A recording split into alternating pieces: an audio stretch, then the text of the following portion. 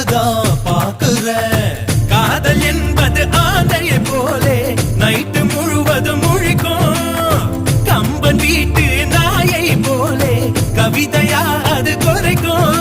அவ தும்மல் அழகுடா, பிம்பிள் அழகுடா, சோம்பல் அழகுடா, வசந்த முல்லை போலே வந்து அசைந்து ஆடும் பெண் புறாவே